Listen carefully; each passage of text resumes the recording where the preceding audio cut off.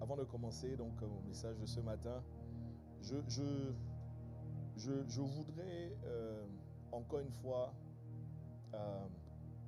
vraiment de manière solennelle, lancer vraiment une sainte convocation à toute l'Assemblée, aux uns et aux autres. L'heure est à la prière. Ouais, je sais qu'on sort de 40 jours. Mais vous savez, je crois que c'était vendredi matin ou samedi, je ne sais plus exactement. Mais je crois que c'était vendredi matin. J'étais à la maison et puis j'étais en train de travailler, en tout cas de faire un certain nombre de choses. Et puis il y a une pensée qui m'est venue. La pensée me disait, c'est bien 40 jours, vous avez fait 40 jours. Mais la pensée me disait, tu dois faire extrêmement attention. Parce que, vous savez, la plupart, et maintenant que je suis en train de dire ça, oh Seigneur, la plupart des pièges que Satan te tombe, la plupart des pièges que Satan te tend pour que tu tombes, c'est après avoir fait un grand exploit avec Dieu. Est-ce que quelqu'un me suit? Je répète, la plupart des pièges que Satan te tend pour que tu tombes, c'est lorsque tu viens de faire un grand exploit avec Dieu. Est-ce que quelqu'un me suit? Tu as fait 40 jours, c'était un exploit. Et la tendance est maintenant, on va se relâcher un peu. La tendance est, on va souffler un peu. Et pendant que tu es en train de souffler, tu baisses la garde. Pendant que tu es en train de souffler, tu dis je vais me reposer un peu, tu baisses la garde. Frère, pendant les 40 jours, en réalité, il ne pouvait pas t'approcher. Parce qu'il y avait un feu. Et si ce n'était pas ton feu personnel, il y avait un feu, c'est-à-dire un embrasement corporatif. Quand c'est comme ça, il n'est pas fou pour t'approcher. La Bible dit, même concernant Jésus, il va se retirer, cherchant un moment favorable. Est-ce que quelqu'un me suit? Je suis en train de te parler des Écritures. Checkez-moi le verset là et affichez-le. Il va s'éloigner, cherchant un moment favorable. Pendant les 40 jours, ce n'était pas favorable pour lui de t'approcher, même s'il a essayé. Mais ce n'était pas le summum, c'est-à-dire il n'a pas déployé pendant les 40 jours tout l'arsenal qu'il avait. Il attendait que tu commettes l'erreur après les 40 jours de dire on va souffler un peu, on va manger comme jamais auparavant, on va se venger 40 jours. Est-ce que quelqu'un me suit? Tu as tellement mangé que tu es devenu lourd. Mais là, ce n'est pas lourd dans le bon sens. Est-ce que quelqu'un me suit? Je suis en train de parler à quelqu'un. Je n'ai pas commencé mon message. Mais c'est une interpellation qui m'a été donnée. Et je crois qu'il est bon pour moi de partager. Il faut faire attention. Et je n'ai pas été surpris de recevoir, pas d'une personne, pas d'une seule personne. J'ai reçu des messages, j'ai attrapé ma tête, j'ai dit, oh Seigneur, miséricorde. Miséricorde. Dis à ton voisin, tu dois être extrêmement prudent. Tu dois être extrêmement prudent. Ok, on ne va pas te lancer dans 40 jours à nouveau. Mais l'heure est à la prière. L'heure est à la prière. Mon frère, l'heure est à la prière. Check les Écritures, bien-aimés. À quel moment David est tombé? Le grand roi David dont on a parlé tout à l'heure. Lui qui a l'habitude d'aller à la guerre. Lui qui a l'habitude d'être en activité pour Dieu. Le seul moment où David était dans son palais, il s'est dit, ouf, je vais enfin me reposer. Il était, bien-aimé, sur une belle terrasse. On lui avait servi un thé. Hein? Il avait son transat à côté. Est-ce que quelqu'un me suit? Hein? La vue de David, c'était des cocotiers. Tu vois, non? David était bien. Dis à ton voisin, David était bien. Comme toi, tu t'es mis bien après les 40 jours. Est-ce que quelqu'un me suit? Le seul moment où David, lui qui a l'habitude d'aller combattre, lui qui a l'habitude, en fait, David, une guerre se termine, il enchaîne une autre guerre. Est-ce que quelqu'un me suit? La seule fois, on ne sait pas pour quelle raison, peut-être qu'il s'est dit comme ton voisin, bon, on a assez combattu quand même, maintenant on va se reposer un peu. La seule fois, c'est la fois où David est tombé. De toute son histoire. Dieu lui a fait grâce, c'est vrai, mais à partir de cet instant, bien-aimé, toute sa lignée a été marquée. Est-ce que quelqu'un me suit? Quel est mon point? Mais pasteur, pourquoi tu nous parles de tout ça? La raison est simple. On ne va pas t'envoyer encore dans 40 jours, en tout cas pas pour l'instant. Mais on va t'envoyer vraiment dans une autre dynamique de prière. Alléluia. On aurait dû commencer cette semaine, mais on ne va pas le faire parce que je vais devoir me déplacer. Mais dès la semaine, dis la semaine d'après, dis à ton voisin la semaine d'après. Prépare-toi. Hein? La semaine d'après, prépare-toi. Pour l'instant, toi et moi, on a rendez-vous mardi soir, ce mardi soir. Est-ce que tu es en train de parler à ton voisin? Moi, je ne comprends pas. Il y a des gens qui ont peur de parler à leurs voisins. Hein? Toi et moi, nous avons rendez-vous. Écoutez, voici ce que je crois sincèrement que j'ai reçu du Seigneur. Je suis en train de parler de push. Pray until something happens. Prie jusqu'à ce que quelque chose se passe. Alléluia. Prie, prie, prie. Continue à prier. Continue de prier jusqu'à ce que quelque chose... Si ça doit faire 21 jours, ça va faire 21 jours. Si ça doit faire 40 jours, ça va faire 40 jours. Si ça doit faire 100 jours, ça va faire 100 jours. Frère, si ça doit faire 1 an, ça va faire 1 an. Est-ce que quelqu'un me suit? À voir l'intensité de ton acclamation, je comprends que je suis en train de comprendre, à ma grande stupéfaction, de découvrir que tu es tombé dans le piège que Satan a voulu te tendre. Tu es tombé dans le piège, mais tu sors de là au nom de Jésus. Tu sors de là au nom de Jésus. Bien-aimé, toi et moi, on a rendez-vous mardi. Et ça, de manière, c'est-à-dire de manière cyclique jusqu'à ce que... Mais bon, pas aujourd'hui, mais... va t'en lancer vraiment une dynamique de prière. Une dynamique de prière, bien-aimé, sans cesse. On va t'expliquer comment on va faire par la grâce de Dieu. Oui, ce que je disais, c'est que je crois sincèrement avoir reçu. À Push, on cherche 120 personnes. J'ai dit à Push, on cherche 100. Alors, 120 connexions. Parce que derrière une connexion, il n'y a pas forcément une personne. Donc, en fait, on cherche un minimum de 120 connexions. 120, dis à un voisin, 120 connexions. Maintenant, bien-aimé, je ne vais pas laisser les choses au hasard à qui veut se connecter ou pas. Si tu ne veux pas te connecter, il n'y a pas de problème. Ce qui est sûr, il faut savoir que mardi de 23h à 2h du matin, nous, on sera là. Amen. Si tu ne veux pas te connecter, il n'y a pas de problème. Maintenant, on ne va pas laisser au hasard qui veut pas. On va dresser, bien-aimé, une liste, c'est-à-dire d'inscription. C'est un engagement que tu prends pour être là. Tu peux être là 1 heure, tu peux être là 2 heures, tu peux être là les 3 heures. Moi, je fais les 3 heures. Je peux prier 1 heure, 1 heure et demie, 2 heures, mais je suis là connecté pendant les 3 heures. Est-ce que quelqu'un me suit? On va dresser une liste, bien-aimé, et ce sera l'engagement personnel de chacun d'entre nous. Pourquoi? Parce que, bien-aimé, le sujet pour lequel nous prions là nous concerne nous tous. Toi et moi, nous avons intérêt à déménager. Dis à un voisin, c'est trop. Dis à un voisin, on n'en peut plus. Je ne sais pas si... Non, peut-être que je suis le seul après toi. Donc, finalement, si je me retrouve seul mardi, bon, il y aura ma femme, au moins on sera 2, voilà. Gloire au Seigneur Jésus. La Bible dit, si juste 2, je dis à ma femme, bon, ok. Moi et ma femme, ce qui est sûr, on sera là. Si tu ne veux pas venir, il n'y a pas de problème. Mais peut-être qu'il n'y a que moi qui ressent que c'est trop. Hein? Dieu a dit dans Deutéronome 1, verset 6, vous êtes restés trop longtemps ici. Alléluia. Il y a une parole qui a résonné fort dans mon cœur. J'ai dit, bon, maintenant c'est le moment. Vous savez, quand Dieu parle, il faut toujours aller prier pour que ce que Dieu dit s'accomplisse. Je répète, quand Dieu a parlé, il faut toujours aller prier pour que ce que Dieu dit. Parce que frère, les choses n'arrivent pas juste comme ça. Dans ta vie personnelle, tu peux prendre le micro et prêcher aujourd'hui. Tu vas expliquer comment est-ce que tu as reçu une parole du Seigneur et que pourtant la chose n'est toujours pas manifestée. Je peux te céder le micro, tu vas témoigner ou bien tu vas prêcher à ma place. Dieu a parlé, mais je n'ai toujours pas vu la manifestation. Frère, c'est parce que tu n'as pas prié. Quand Dieu a parlé, il faut toujours, c'est ce que Élie a fait. Dès que Dieu a dit à Élie, la pluie arrive, c'est-à-dire la prochaine chose que Élie a fait, c'est de monter sur la montagne et d'aller prier. Les Écritures doivent t'enseigner. Bien aimé, il y a des principes spirituels. Dieu a déjà dit, il faut quitter ici. Ah, parce que dans la suite du verset, remettez Deutéronome 1, verset 6, il dit, tournez-vous et partez. C'est ça, non? Voilà, c'est ça. Tournez-vous et partez. Dieu a parlé, c'est à nous de nous tourner et de partir.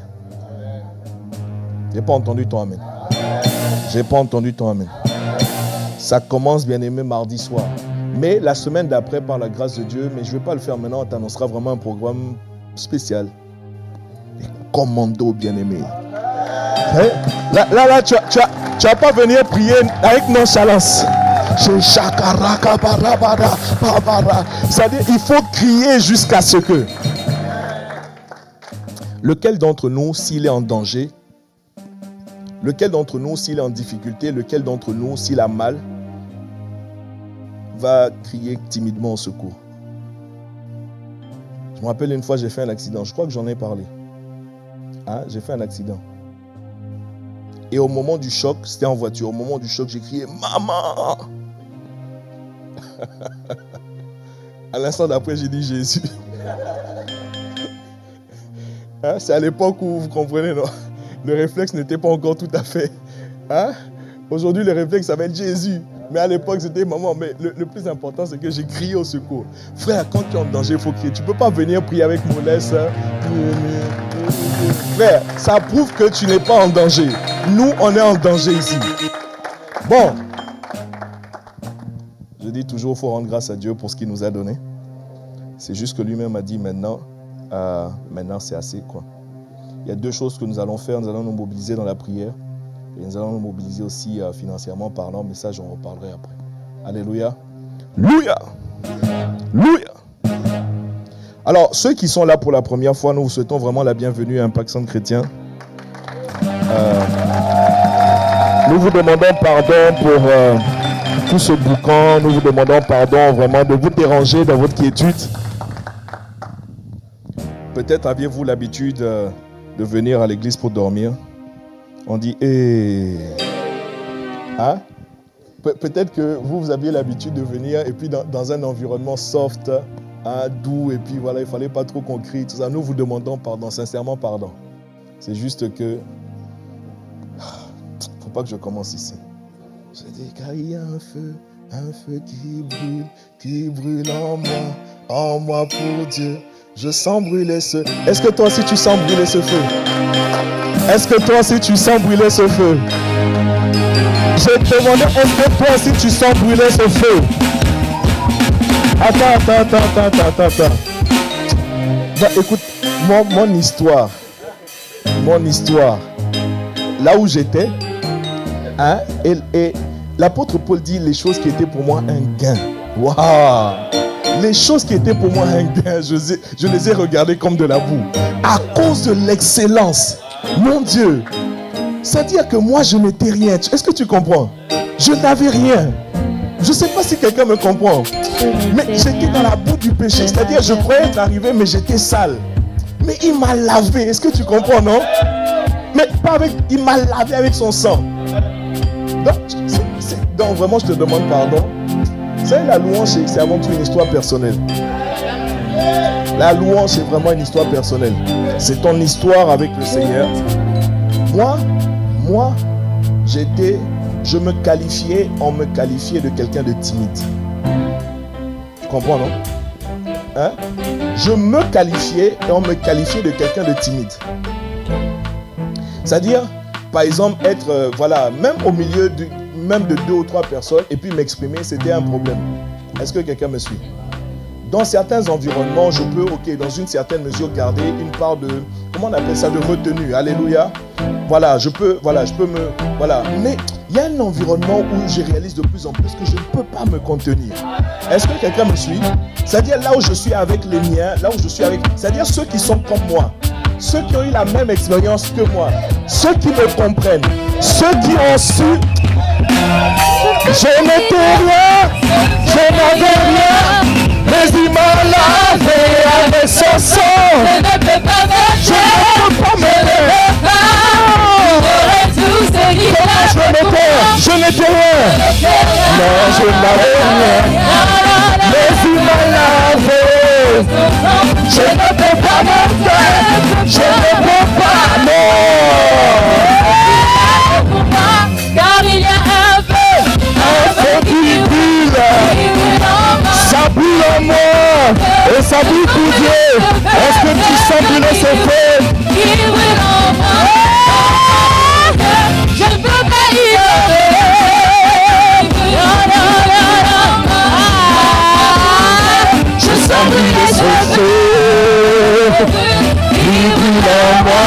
en moi pour Dieu. Dis encore, je n'étais rien. Je n'avais rien, mais il m'a lavé avec son sang. Je ne peux pas me taire, je ne peux pas ignorer tout ce qu'il a. Écoute. C'est-à-dire que quelqu'un qui a effacé mon ardoise, hein? C'est-à-dire quelqu'un qui m'a déclaré non coupable.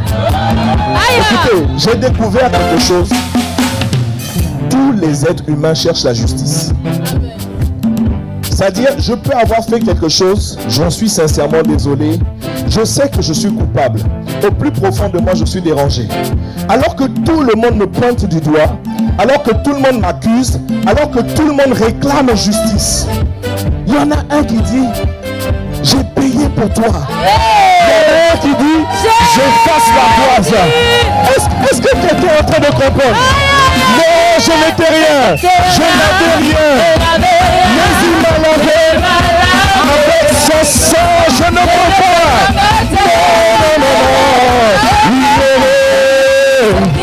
Car il a fait qui brille. Ça brûle en moi. Je sens brûler ce feu. Qui brûle en moi pour Dieu. Son feu qui brûle en moi pour Dieu. Son feu qui brûle en moi pour Dieu. Ok. Comme toi, à une certaine époque de ma vie, j'étais sauvé, alléluia. J'étais dans l'église, hein, mais je trouvais que les gens en faisaient trop. Hein? Je dis à une époque de ma vie, je trouvais qu'ils en faisaient trop. Je trouvais qu'ils étaient un peu trop excités. Je trouvais qu'on peut juste rester, voilà, c'est-à-dire dans la retenue, tu vois, non? Tranquille, quoi. C'est-à-dire, j'ai dit moi aussi à une certaine époque, jusqu'à ce que, bien aimé, il faut qu'un feu arrive, il faut qu'un feu t'embrase, il faut qu'un feu t'attrape, il faut qu'un feu te soulève, il faut qu'un feu, bien aimé, te fasse décoller. Je sens brûler ce feu.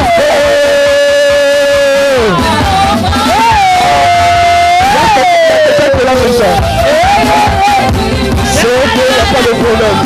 Mais moi je sens brûler. C'est ce qui brûle.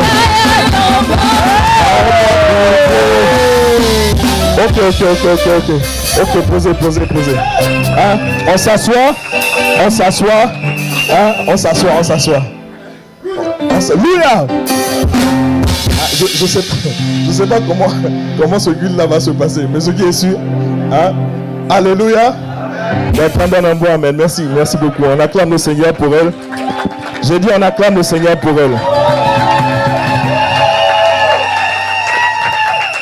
La pensée, bien-aimée, qui est forte en moi, c'est que Dieu regarde toujours ton attitude. Quel est le roi, quel est le directeur, quel est le régent, quel est le gouvernant qui, en sa présence, tu n'as pas manifesté de l'enthousiasme et tu crois que cette personne-là va te faire du bien? Quand j'étais plus petit, plusieurs années en arrière, on était dans une école, une très grande école. En fait, il y avait toutes les classes, de la maternelle jusqu'à la terminale. Et moi, j'ai fait toutes les classes. Alléluia. Et je me souviens, quand on était petit, on recevait par moments des personnalités, on recevait des ministres, on recevait des fois le président de la République. Et je vous assure que quand on devait recevoir une personnalité, c'est-à-dire cours ou pas cours, quel que soit le niveau où on est dans le cours, hein, la maîtresse est en train de parler de, écoutez les enfants, 1 plus 1 égale 2. Elle n'est pas encore arrivée à égale 2, on dit que le président arrive. Est-ce que quelqu'un me suit? Le président de la République vient visiter l'école. Mon frère, en 2 temps 3 mouvements, on nous a fait tous sortir. On est dans les allées de l'école, en train, bien aimé, de faire ce qu'on appelle une haie d'honneur. Est-ce que quelqu'un me suit? À cause de quoi? À cause d'une personnalité. C'est-à-dire, est-ce que tu es en train de réaliser? C'est-à-dire, lui, on l'appelle, c'est pas juste un roi, on l'appelle le roi des rois. C'est-à-dire que les rois ont un roi. Est-ce que quelqu'un me suit? Ça veut dire que les seigneurs ont les seigneurs ont eux aussi un seigneur. C'est-à-dire il y a un seigneur au-dessus des seigneurs. Je ne sais pas, c'est-à-dire mais quelle est la révélation que toi tu as? Quelle révélation tu as de Dieu? Pas venir et puis tu es froid comme un glaçon. Pardon, hein. Pardon. Tu es le bienvenu, tu es la bonne personne, tu es au bon endroit. Je ne voulais pas te blesser, je ne parlais pas de toi. Toi au moins tu es là. Alléluia. Alléluia. Luc chapitre 2, verset 41. Luc chapitre 2, verset 41. Alléluia. Verset 41 au verset 52.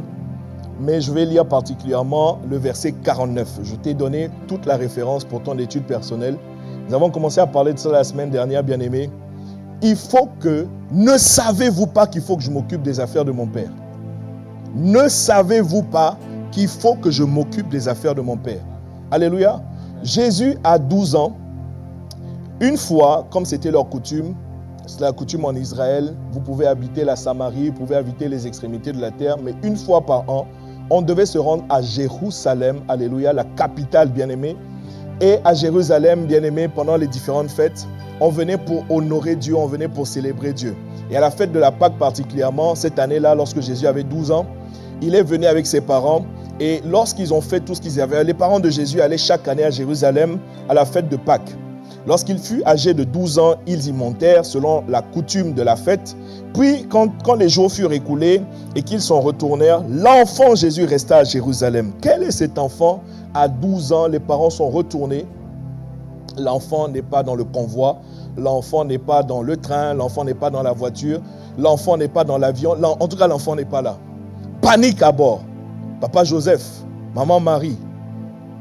Bon, à cette époque-là, on ne sait pas si Georges, vous savez, non, Georges, hein, Simon, tout ça, on ne sait pas s'ils étaient déjà nés. On ne sait pas, ce qui est sûr. On cherche l'enfant Jésus. L'enfant Jésus n'est pas dans le convoi. Panique à bord. On cherche partout. Comme ils sont plusieurs, ils ont fait le voyage avec, par exemple, ils ont fait le voyage avec tous ceux qui viennent de Val-de-Reuil. Imaginons que le rendez-vous, c'est à Rouen. Alléluia. Donc, ils ont quitté Val-de-Reuil avec plusieurs autres familles pour venir à Rouen. Et au moment où ils sont en train de retourner, ils regardent dans chaque voiture.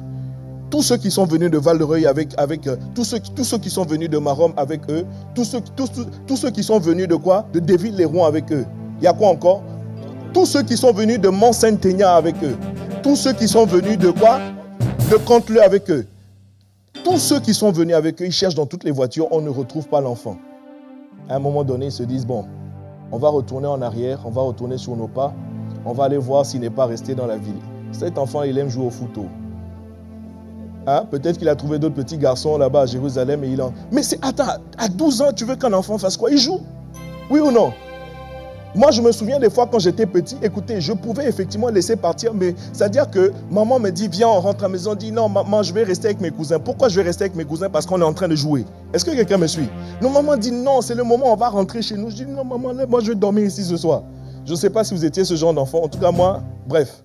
Donc, quel est cet enfant qui préfère rester à Jérusalem? Et les parents se disent certainement, il est resté là-bas parce qu'il a trouvé Gontran. Et avec Gontran, ils sont en train de jouer au foot. Alléluia. Et quand ils arrivent à Jérusalem, le problème c'est que Jérusalem est une grande ville. Donc ils cherchent, ils fouillent partout à Jérusalem. Et bien aimé, un endroit improbable. Ils sont allés sur tous les terrains de foot à Jérusalem. Ils ont checké les terrains de basket. Ils ont tiré. Ils ont regardé partout. Il y a un endroit où on joue aux billes. Hein, actuellement, mes enfants jouent aux billes. Ils ont regardé, c'est-à-dire tous les jeux que les enfants de cet âge pouvaient faire. Ils n'ont même pas imaginé un seul instant que allons chercher à l'église.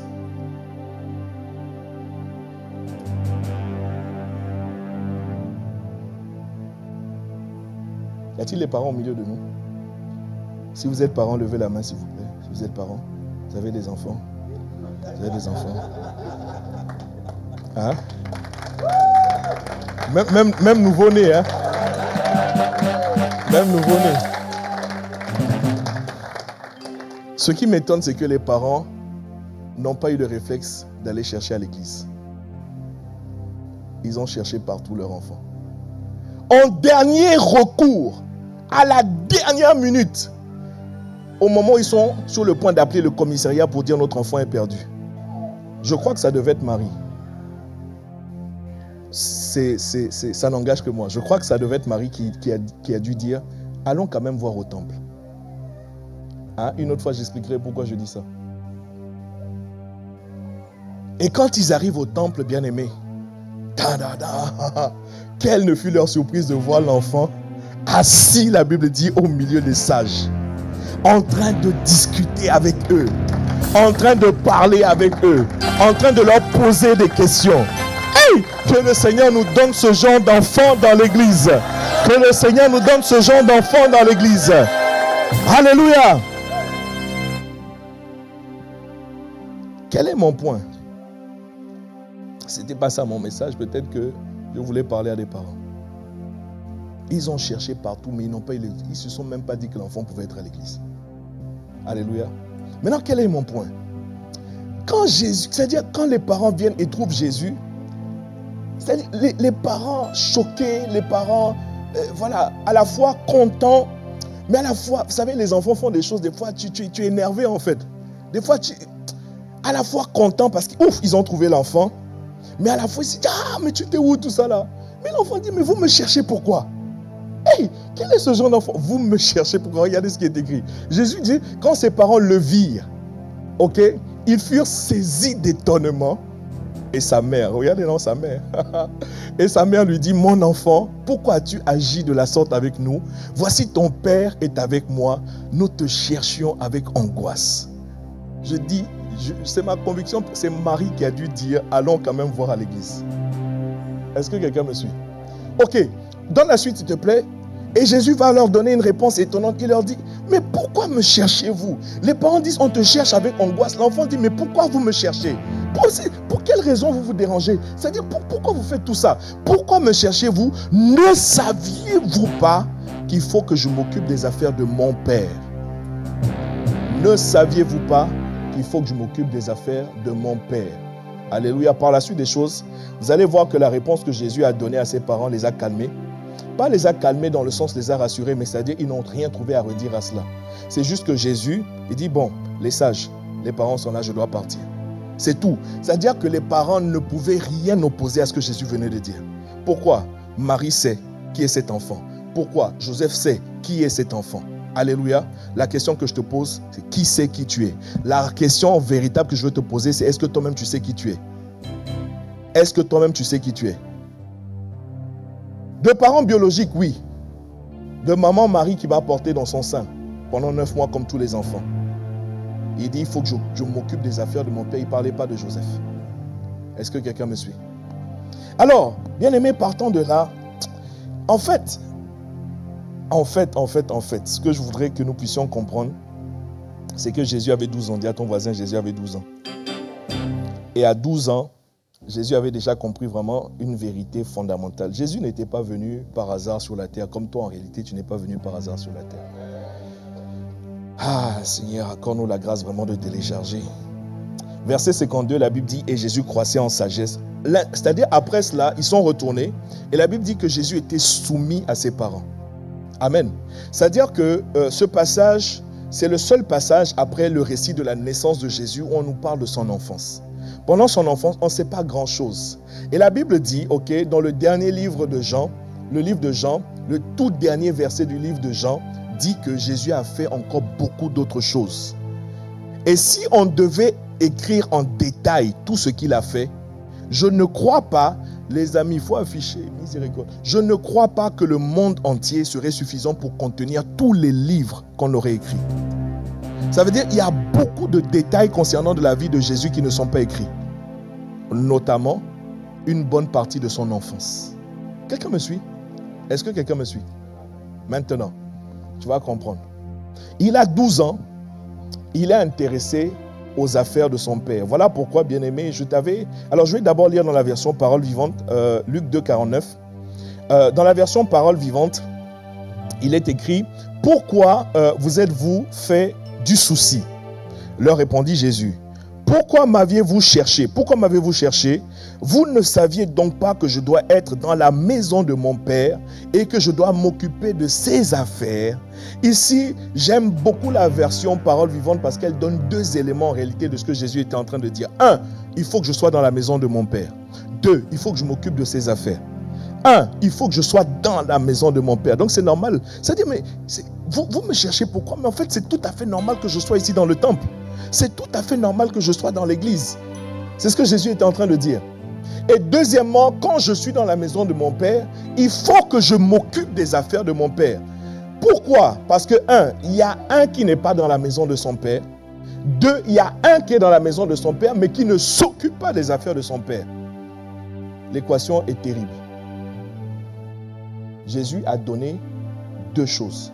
1, je suis dans la maison. 2, quand je suis dans la maison, je m'occupe des affaires de mon Père. Alors toi qui es là dans ce matin dans la maison, la question c'est, t'occupes-tu des affaires de ton Père?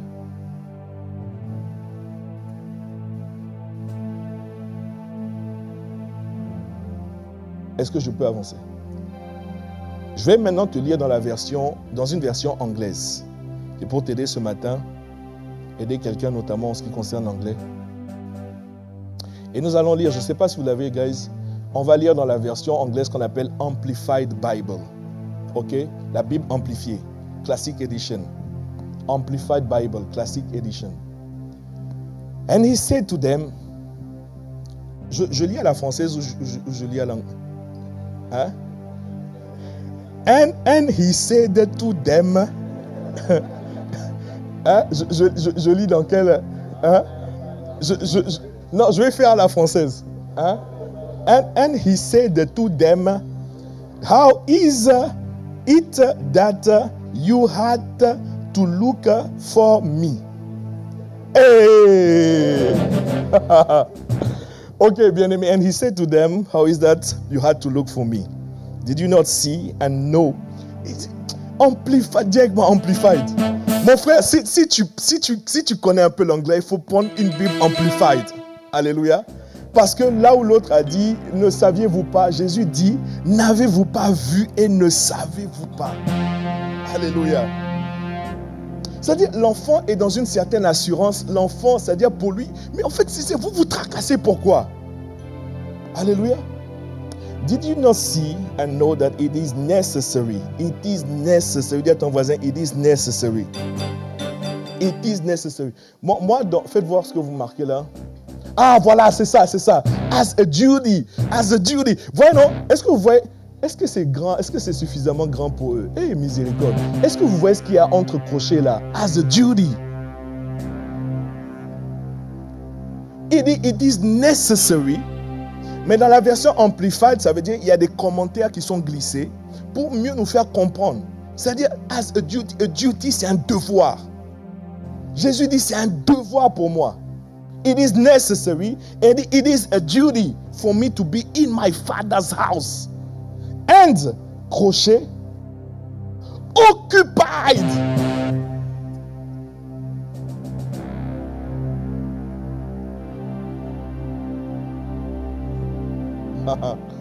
Mais tu sais, ce qui est terrible va arriver. Occupied about my Father's business. About my Father's business. Mon frère, it's all about a business. Mon frère, dans le langage courant français, on appelle ça un anglicisme. Ça veut dire qu'on a incorporé, on peut dire en français business. Et même en français, quand on dit business, tout le monde comprend automatiquement de quoi est-ce que nous sommes en train de parler. Alléluia. Jésus dit, il faut que je sois occupé dans le business de mon Père. Est-ce que quelqu'un me suit? Il faut que je sois occupé dans le business de mon Père. À 12 ans, frère. À 12 ans, frère.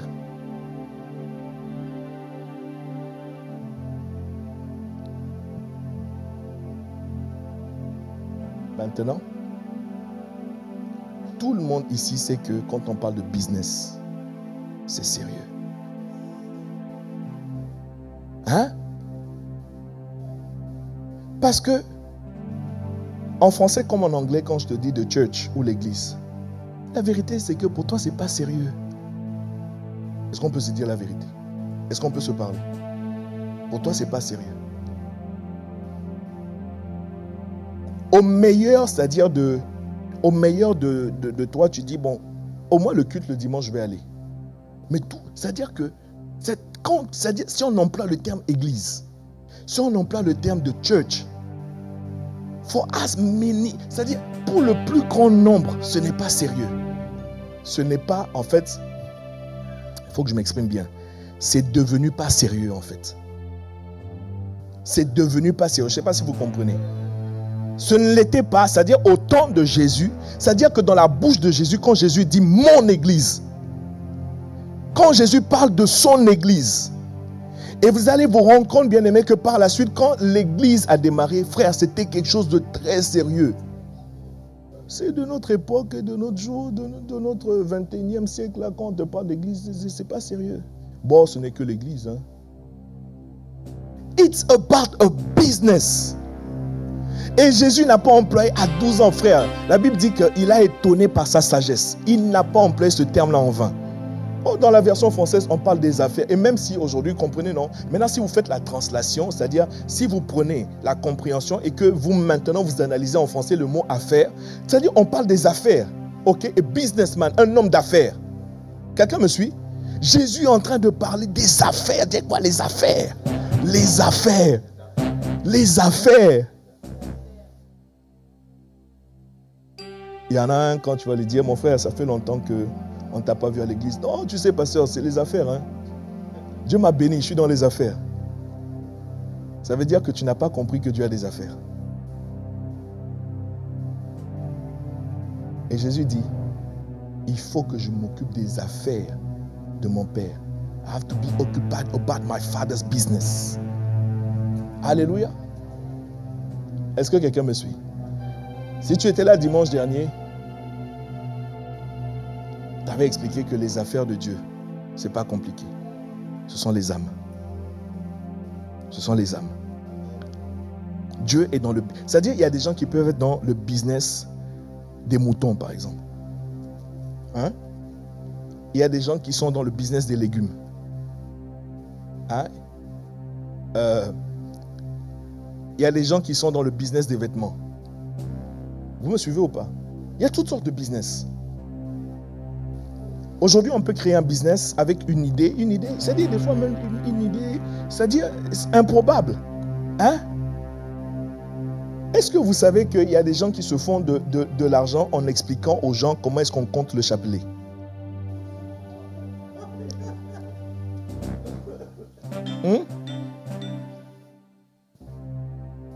De répéter? J'ai dit, ah mince, alors je ne savais pas, j'aurais dû faire ça. Il y a des gens, et quand je dis se font de l'argent, je ne suis pas en train de parler de 10 euros. Hein. Il y a des gens, écoutez-moi bien, il y a des gens qui sont multimillionnaires en expliquant aux gens comment est-ce qu'on compte le chapelet. Ah, il faut dormir, reste là, tu vas voir. Il faut dormir. Louia! Vous êtes ici ou vous avez décidé de rentrer chez vous?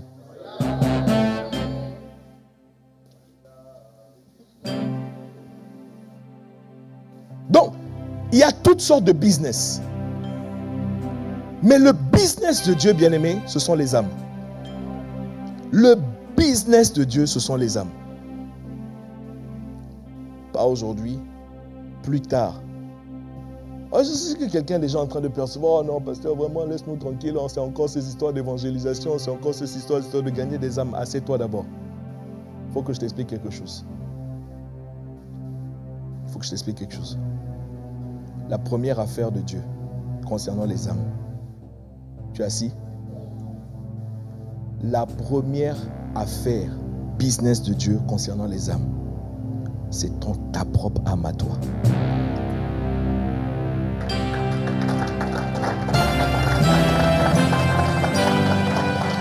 Oh, je savais, il va encore nous parler d'évangélisation, il va nous dire d'aller dans les rues, il va nous dire, mon frère, le premier business de Dieu te concerne toi.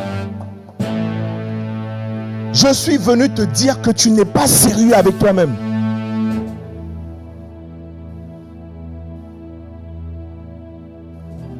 Il n'y a pas une population, il n'y a pas une communauté, je suis désolé, hein, il n'y a pas une communauté aujourd'hui, c'est-à-dire qui soit, entre guillemets, plus insignifiante, plus méprisée, plus miséreuse, plus misérable, je ne sais pas quel terme que les gens de l'église.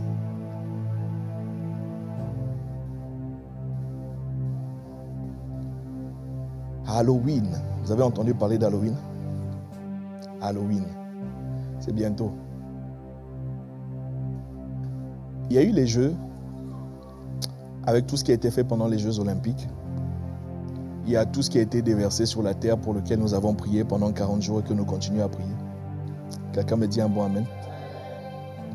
Il y a une centaine, en tout cas c'est ce qu'ils disent dans les reportages, de centaines de personnes qui se sont déplacées, qui sont allées à l'endroit même où les Jeux se sont déroulés, en tout cas la cérémonie, pour prier là-bas.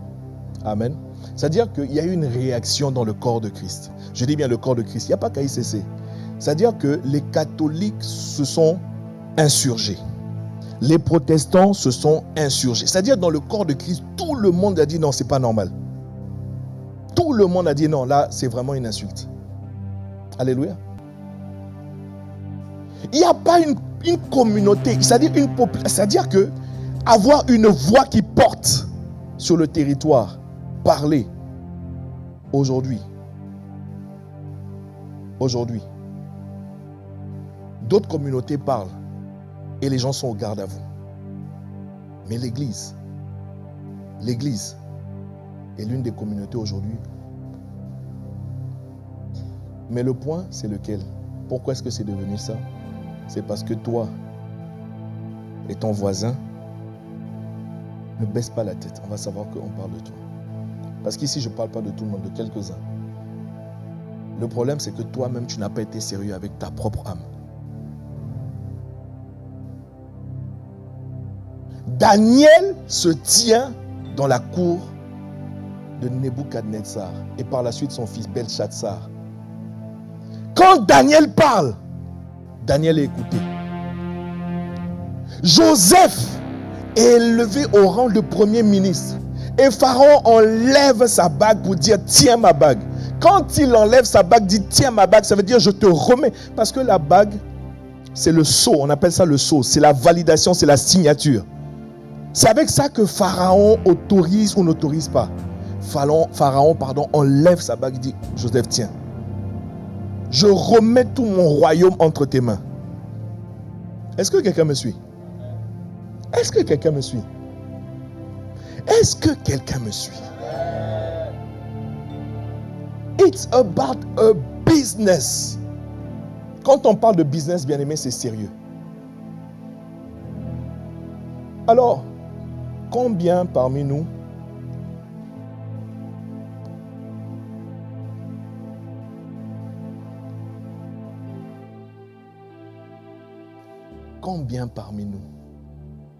sont sortis de la médiocrité? Jésus dit, ne saviez-vous pas qu'il faut que je m'occupe des affaires de mon Père? Et le Père dont il est en train de parler, nous l'avons tous compris, il parle de Dieu. Il est écrit quelque part dans les Écritures que Dieu est excellent. Je m'occupe des affaires de mon Père, c'est-à-dire je fais en sorte d'être excellent. Mon Père est excellent. C'est-à-dire on voit ça vraiment dans le parcours historique des sociétés. Tu peux être le fils d'un pionnier qui a créé une entreprise dans tel ou tel domaine. On a tellement vu ça. Un fils indigne qui a pris le relais. Il a fait n'importe quoi. Tu peux être mon fils, je vais te virer. Parce que it's about a business. Un business est sérieux. Voilà pourquoi Jésus dit, mais attends, ça, ce sont les affaires de mon Père. Je ne peux pas blaguer avec ça. Donc, si je dois laisser mes parents biologiques, c'est-à-dire ceux qui prennent soin de moi, je vais les laisser. Mon focus, c'est les business de mon Père. Maintenant, regarde, check ça. Dis à ton voisin, check ça. Check ça. Check ça.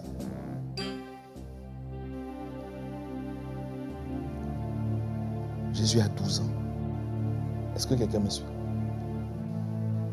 À 12 ans, il laisse partir ses parents. Il se retrouve où dans le temple? Et la Bible dit qu'est-ce qu'il fait dans le temple? Il est assis. La Bible dit qu'il est assis au milieu des sages. Il parle avec eux. Ils sont frappés de sa sagesse, de son intelligence. Mais la Bible dit que Jésus pose des questions. En d'autres termes, regardez ce que j'ai compris.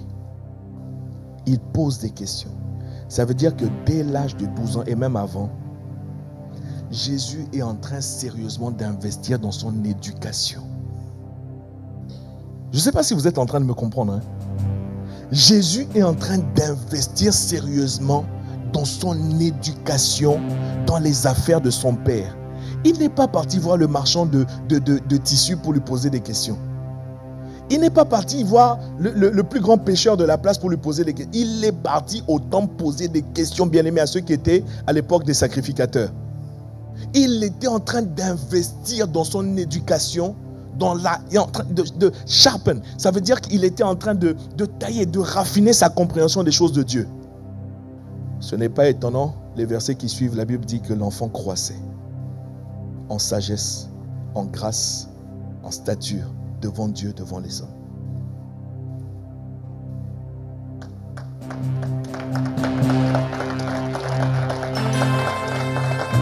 Écoute-moi.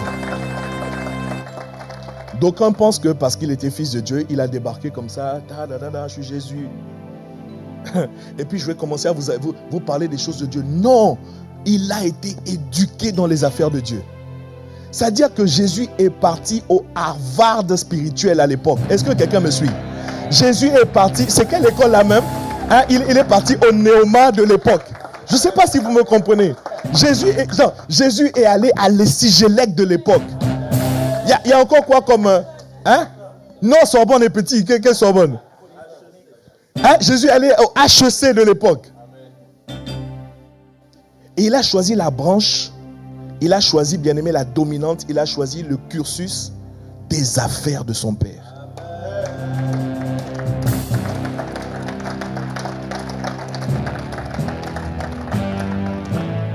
Écoute, Jésus était très, très, très sérieux dans les affaires de son Père. Joseph était quelqu'un de très sérieux.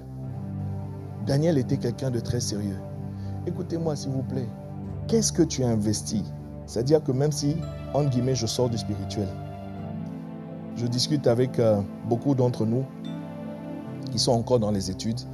Certains finissent les études et sont dans une recherche active. Ce qui m'amuse, c'est-à-dire au lieu, en tout cas pour certains, pas tous, au lieu de chercher à développer une compétence, au lieu de chercher à développer un savoir-faire et même un savoir-être, vous savez ce qu'ils cherchent? Ils cherchent l'argent. Oh non, telle entreprise m'a proposé ça. Non, je trouve que ce n'est pas assez. J'ai même parlé j'ai parlé avec un bien-aimé la dernière fois. Et non, parce que non, je veux bouger, je veux changer d'entreprise. Non, parce que là, je trouve que j'ai fait le tour et puis l'émission que j'ai,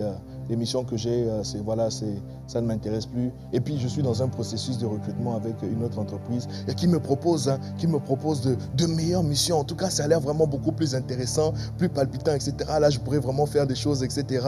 Et puis, ok, j'ai dit, mais ok. Et après le bien-aimé me dit, non, pasteur, finalement, ils ne m'ont proposé que 1000 ou 2000 euros de plus que là où j'étais.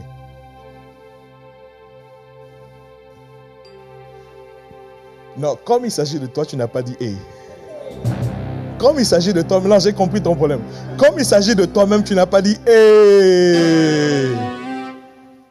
Je lui ai dit tout de suite, ce n'est pas les missions qui t'intéressent. Tu cherches l'argent. C'est l'argent que tu veux. C'est-à-dire ta motivation à changer d'entreprise, c'est l'argent. C'est pas que je veux apprendre plus, c'est pas que je veux découvrir, c'est pas que je veux d'autres missions, non, ta vraie motivation c'est l'argent. Si c'est l'argent, je te garantis que tu n'iras pas loin. Tu sors des écoles, tu n'as pas encore fait grand-chose. Tu ne connais rien. On t'a bourré le crâne avec beaucoup de principes théoriques. Rentre sur le terrain de l'entreprise, la vraie vie de l'entreprise, tu vas voir. Tu n'as pas le savoir-faire. Tu n'as pas le savoir-être. Au lieu de t'asseoir et d'accepter d'apprendre ces choses-là, tu cherches l'argent. Mon frère, il y a stage et stage. Il y a... je vous dis qu'il y a stage et stage. Il y a des stages café. Hein? Tu as eu le stage. Mais tout le long du stage, tu n'as fait que faire le café. Que tu sois délivré des stages café au nom de Jésus. Hein? Il y a quelqu'un qui a réalisé, j'ai galéré pour avoir le stage, mais quand j'ai eu le stage, j'ai rien fait. Et quand on m'a dit de faire le rapport de stage, j'ai galéré parce que je ne savais pas quoi écrire. Et puis il y a des stages où, vous savez qu'il y a des gens qui sont sortis de stage, ils ont créé une entreprise. C'est-à-dire qu'ils ont appris tellement de choses pendant ce stage. Ils ont été exposés à tellement de situations professionnelles. Ils ont rencontré on parle de ce qu'on appelle le réseau. Ils ont rencontré tellement de personnes. En sortant de ce stage, ils ont créé une entreprise. Il y a des gens qui sont sérieux.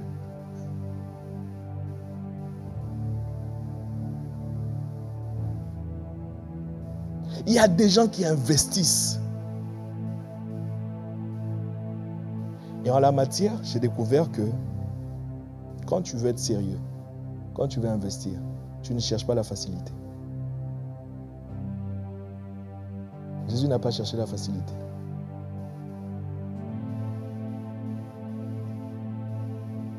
Bien-aimé, ce que nous ne réalisons pas, il faut que je m'occupe des affaires de mon père. La première affaire, c'est moi-même, ma vie. Pourquoi? Parce que je suis, par la grâce de Dieu aujourd'hui, je suis père.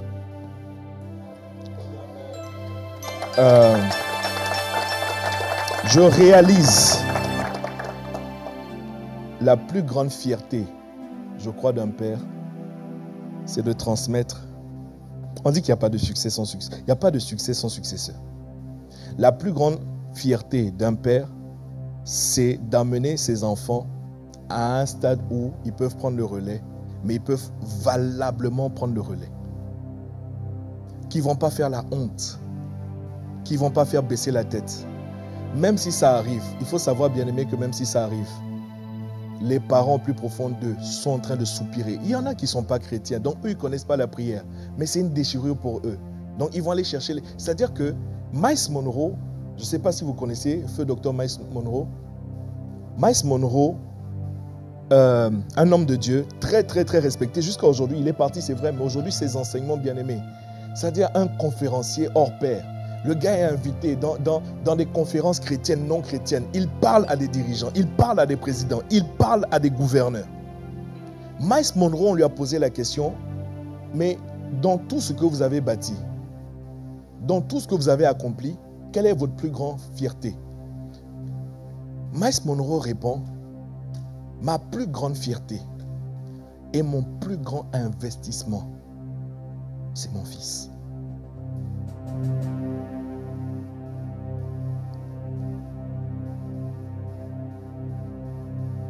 Mon plus grand investissement n'est pas dans le bâtiment qu'on a construit.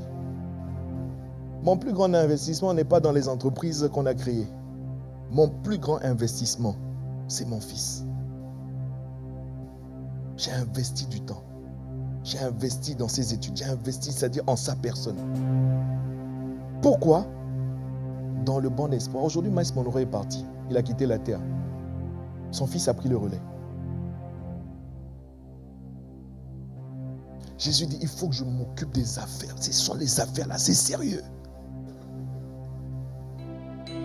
Jusqu'à aujourd'hui, trop jouent avec leur vie.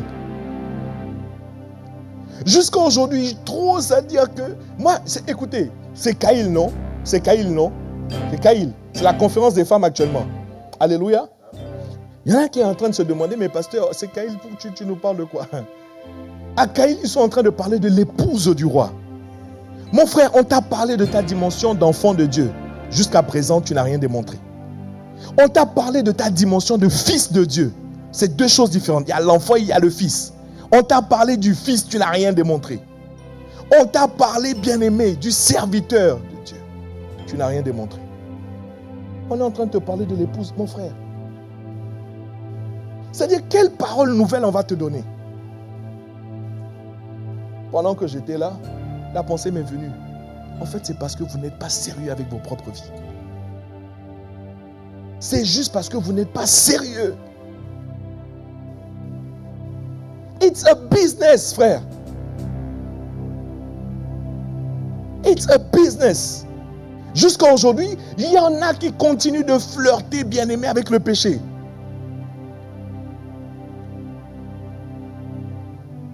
On est venu connu.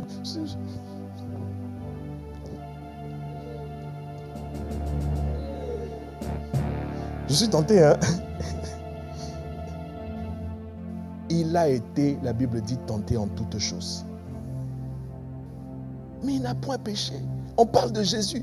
This guy was very serious about his father's business. Jésus a compris qu'il n'est pas venu, bien-aimé, pour jouer. Et là, c'est-à-dire que, écoutez, non, la Bible est tellement cohérente. Il dit, vous recevrez une puissance. Pourquoi est-ce que vous allez recevoir cette puissance? Cette puissance vient de qui? Du Saint-Esprit. Quand le Saint-Esprit viendra sur vous, mais pourquoi vous allez recevoir cette puissance? Pour que vous soyez des témoins. Pour que vous soyez des témoins. Mon frère, ton évangélisation là, si toi-même tu n'es pas un modèle, laisse tomber. Mais bon, il y a plusieurs choses. Hein. Il y a des voix qui parlent, il y a des voix d'intimidation, tout ça c'est vrai. Mais il y a une catégorie de personnes, ils ont du mal à aller évangéliser, à parler de trucs parce qu'eux-mêmes ils savent, oh miséricorde, quand on regarde à ma vie, je n'ai pas de preuves, je ne sais pas qu'est-ce que je vais dire. Oh, mon foyer est compliqué. Oh, mes affaires sont compliquées. Oh, ma maison est compliquée. Oh, tout est compliqué. Donc je vais parler de Jésus. Les gens vont te poser la question, qu'est-ce que Jésus a changé dans ta vie? On couche, tu couches. On ment, tu mens. Hey! You have to be serious about your father's business. Tu dois être sérieux avec les affaires de ton père. Ton père veut faire de toi un modèle. Bah, écoutez, vous rentrez dans n'importe quelle boutique. Si c'est une boutique de magasin, si c'est un magasin de vêtements, on vous présente des modèles. Habillés avec les vêtements qu'on vend pour vous dire voilà ce que vous allez avoir ici. Vous allez dans une boutique où on vend des appareils électroniques, tu vas, bon, Fnac, tous ces trucs-là. On vous met tout un panel, vous allez voir tous les modèles de téléphone. Quand vous voulez acheter, ce n'est pas ça qu'on va vous donner. Mais on vous a présenté un modèle pour que vous puissiez voir. C'est le business, c'est leur business. Et dans leur business, ils vous présentent un modèle. Mais alors, ce n'est pas étonnant en réalité que par la suite, les fois d'après, on va te parler maintenant en fait tout ce que Jésus a fait. C'est le business de son Père. Mais il a commencé par lui-même investir en lui-même. Jésus était très sérieux. Est-ce que vous saviez que Jésus était un maître en matière de gestion du temps? Jésus ne perdait pas son temps. Hein? Non, Jésus ne perd pas son temps. Jésus était un maître en matière de gestion des priorités. Jésus était un maître en matière de gestion des ressources. Regardez, même le jour où il a fait la multiplication des pains et des poissons, la Bible dit qu'il était resté 12 corbeilles. C'est-à-dire qu'il y avait tellement à manger après cela. Il est resté. Qu'est-ce que Jésus leur a dit? Ramassez tout, prenez tout. Ne gaspillez pas. Prenez tout, amassez tout. Le gars était un gestionnaire. Pourquoi? Ce sont les affaires de mon Père. Quand Jésus arrive dans le temple, les gens font n'importe quoi dans le temple. Eux, ils disent qu'ils viennent faire le business, non? Ils vendent des bœufs, etc. Jésus a pris, bien aimé, un fouet. Jésus a commencé à les tabasser. Ce sont les business de mon Père. Vous n'allez pas faire n'importe quoi ici. This guy was some crazy about his father's business. C'est-à-dire que quand il s'agit des affaires de ceux, c'est comme si Jésus pouvait devenir fou. Son père spirituel, c'est-à-dire de sa descendance David, avait dit à l'époque, le zèle de ta maison me dévore. Quand il s'agit des affaires de son père, les gars deviennent fous. Pour Dieu, David, un roi, peut se lever et danser. Tu peux le mépriser, ce n'est pas son problème. Ce sont les business de mon père.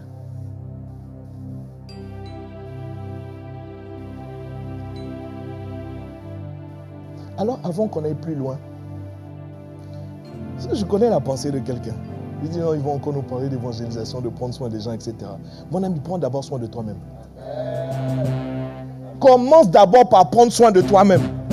Sois sérieux pour ton âme. Sois sérieux pour ton âme. On va te dire combien de fois, fais attention. Comment à 23 heures passées? Comment à une certaine heure de la nuit? Soit c'est toi qui vas chez une soeur, soit c'est une soeur qui vient chez toi, Après, tu vas nous envoyer un message pour dire je demande pardon. Tu as demandé pardon que quoi? Si on ne t'avait pas dit, tu peux dire ah, je ne savais pas. Mais on t'a dit. Combien de fois on ne t'a pas dit? Combien de fois on ne t'a pas dit? Ah, parce que tu crois que nous on est parfaits, c'est pour ça? Mon frère, il y a des choses que j'ai compris. Non, c'est-à-dire que Jésus dit veillez, veillez. Tu dois monter la garde. On est là, bien-aimés, même dans l'assemblée.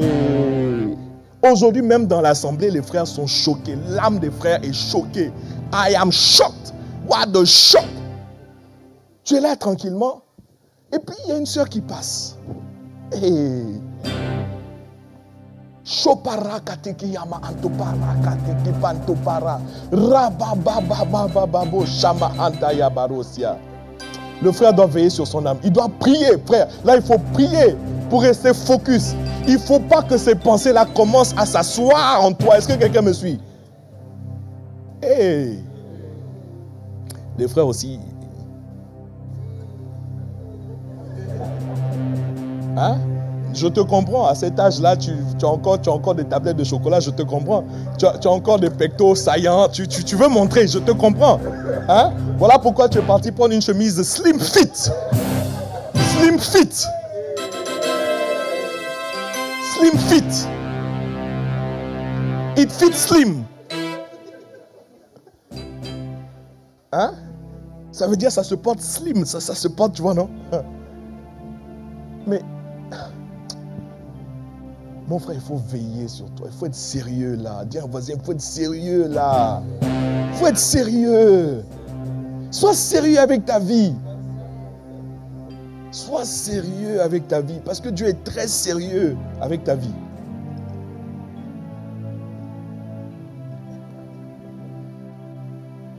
Vous êtes là, vous êtes rentrés chez vous. Dans le business de Dieu, le business des âmes, la priorité de Dieu. Parce que si on te parle d'évangile, il y a toujours quelqu'un qui dit oui, mais pasteur, si tu avais idée de combien de problèmes moi j'ai, et moi dans tout cela, on me dit d'aller parler aux autres, on me dit de m'occuper des autres, et moi. Dieu est très, très, très occupé, préoccupé par toi. C'est toi-même qui n'es pas sérieux à propos de ta propre vie. C'est toi-même. C'est toi-même. Alors, bien-aimé, prier, chanter, danser, sauter. Mais ce n'est pas eux les plus distingués dans la société. Est-ce que tu sais que, écoutez, ce que Dieu veut faire de nous, le sel de la terre, la lumière du monde. Dieu ne nous appelle pas à danser uniquement dans le cercle de l'église. Dieu veut que tu aies un impact dans la communauté. Quel impact aujourd'hui les églises ont dans les communautés?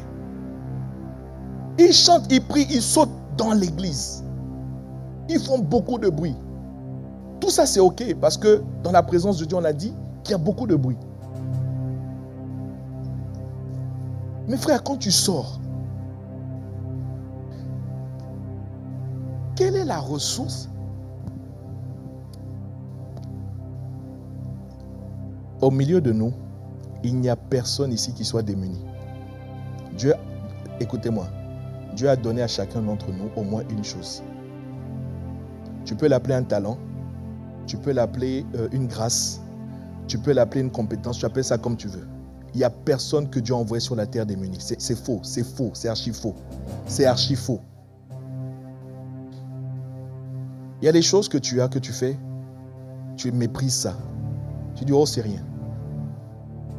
Oh, c'est rien. Il y a des choses que tu fais, moi, je ne peux pas faire. Il y a des choses que je fais, tu ne peux pas faire. Chacun sa grâce. Mais quelle est cette grâce, quel est ce talent que tu as découvert, que tu es en train de travailler, que tu es en train de raffiner, que tu es en train de développer pour amener ça à un autre niveau, pour servir ce qu'on appelle la communauté. Vous savez que, écoutez, est-ce que je peux partager avec vous un secret pour devenir riche? Bon.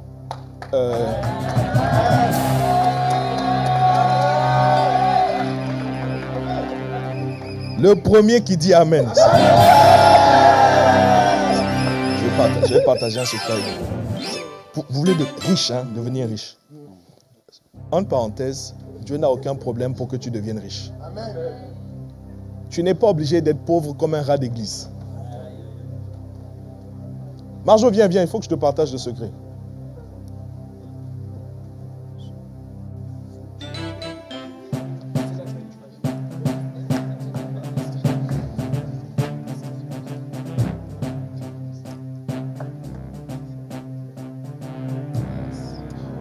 Amen.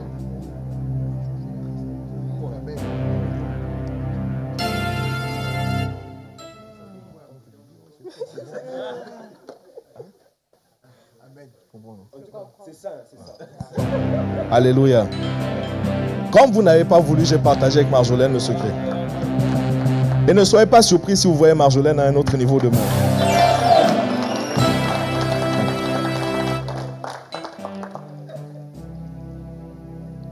Dieu t'a donné une vie. Vous savez que quand Jésus venait sur la terre, Jésus a prié pour que Dieu lui donne un corps. C'est écrit. Le temps me manque pour qu'on rentre vraiment dans le détail. C'est-à-dire que être un être humain sur la terre, vous savez que ce qui fait que tu es légal sur la terre, une des choses qui fait que tu es légal sur la terre, c'est que tu as un corps. Si ton corps est détruit, on dit que tu es mort. Quand tu es mort, c'est-à-dire légalement, spirituellement parlant, tu n'as pas le droit légal d'être sur la terre. Il y a des gens qui ont perdu leur vie. Leur corps a été détruit, non pas parce qu'ils voulaient partir. Quelqu'un me suit? Dès lors que leur corps a été détruit, c'est fini. Donc quand Jésus arrive sur la terre, c'est-à-dire que dans tout business, regardez, je suis en train d'atterrir, pour aujourd'hui en tout cas, dans tout businessman sérieux met à disposition des personnes qui travaillent dans son business des ressources. C'est vrai ou c'est pas vrai? Quand tu es allé dans une entreprise où on n'a pas mis, c'est-à-dire des moyens à ta disposition pour que tu puisses travailler, il faut savoir que quelqu'un n'est pas sérieux. Pas tout le monde, mais il y a quelqu'un dans la chaîne qui n'est pas sérieux. Je suis allé dans des entreprises, dès le premier jour quand tu arrives, tout le poste de travail est déjà prêt. Quelqu'un me suit? Tu dois avoir un ordinateur, tu dois avoir un téléphone. C'est-à-dire que, supposons que tu es censé être commercial. Si tu es censé être commercial, on a même mis une voiture à ta disposition. On a tout fait. On te donne un téléphone. On te donne tout pourvu que tu sois efficace dans le business. Quelqu'un me suit ou pas? Ça, c'est lorsque le business est sérieux. C'est lorsque le businessman investit en toi pour dire non, je crois en toi, tu vas faire aller de l'avant mon business. Quand Jésus est arrivé sur la terre, attendez, il est fils de Dieu, quoi. Le gars peut traverser les murs. En réalité, il peut faire ce qu'il veut. Dans la prière, la Bible révèle que Jésus a demandé à Dieu un corps. Qui d'entre nous, au moment où nous sommes en train de parler, n'a pas cette ressource simple qu'on appelle le corps? Maintenant, tu fais quoi de ton corps?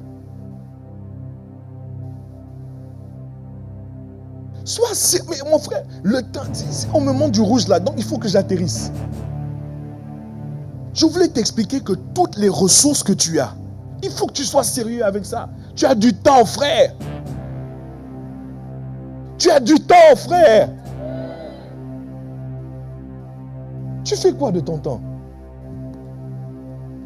Réseaux sociaux. Facebook, TikTok, en train de rigoler tout le temps.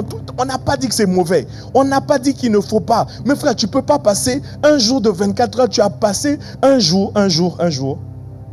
Moi, j'ai un téléphone qui, à la fin de la semaine, me fait le résumé du temps que j'ai passé sur telle ou telle application. À l'époque, quand j'ai vu, c'est-à-dire j'ai vu ma semaine passer, quand j'ai vu le nombre d'heures que j'ai passé sur Facebook,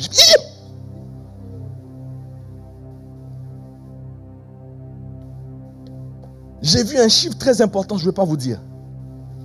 Moi-même, ça m'a dérangé. Moi-même, ça m'a fait que j'ai dit non, c'est pas possible. J'ai pas pu passer autant d'heures sur Facebook. Et quand on me dit de prier, à peine j'ai prié 5 minutes, j'ai dit, bon Seigneur, on se voit la prochaine fois. Tu as du temps, frère. Regarde tout ce que Dieu met à ta disposition. Tu en fais quoi? Je vous assure, les amis. Et moi-même, je m'inclus dedans. C'est parce qu'on n'est pas sérieux avec nous-mêmes. On ne prend pas au sérieux ce qui est aujourd'hui à notre portée. On est tout le temps en train de voir, oh non, quand j'aurai ci, quand j'aurai ça. D'abord avec ce que tu as. Sois sérieux. J'ai découvert que je pouvais être, écoutez-moi, j'ai découvert que je pouvais être encore, c'est-à-dire un encore, je ne sais pas comment le dire, un pasteur encore plus meilleur.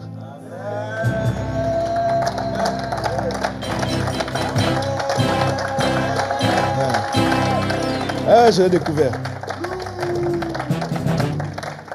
J'ai découvert que je peux être un prédicateur encore meilleur.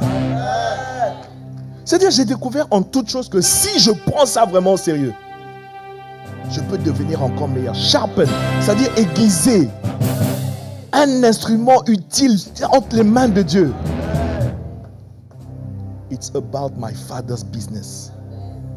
C'était ça la vie de Jésus. Je ne suis pas venu perdre le temps.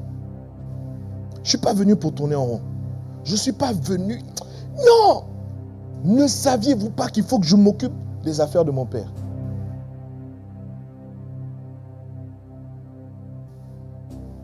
Louia. Tu vas te tenir debout si tu le peux. Shamanda kaparosia paraitoros. Labraitorosia. Shamanta ketolo kiabara. Permettez-moi de partager ce dernier point avec vous. C'est juste une phrase. Ta prière est un boulet pour toi. Ta prière est un fardeau pour toi. Pourquoi? Parce que tu n'es pas encore sérieux dans les affaires de ton père. Ça veut dire, parlons de ta propre vie. Quand tu es sérieux avec ta propre vie dans les affaires de ton père, tu réalises que la prière n'est pas une activité mais une nécessité. Parce que tu es en train de crier à Dieu, aide-moi dans mes incapacités. Il faut que j'y arrive. Il faut que je passe. Il faut que je perce. Il faut que je traverse. La prière ne va plus être pour toi une activité. Ça va devenir une nécessité, frère. Écoutez-moi, je demande pardon si j'ai choqué quelqu'un, mais je suis en train de découvrir, de comprendre des choses que je partage avec vous. La prière ne sera plus un boulet, ça va être un cri. Et j'ai réalisé, bien-aimé, que Jésus priait tout le temps. Il priait tout le temps. Il pouvait passer une nuit blanche à prier. Il va sur une montagne pour prier. Ce n'est pas une activité, c'est une nécessité. Je suis venu pour m'occuper des affaires de mon père. Et en la matière, j'ai besoin du soutien de mon père.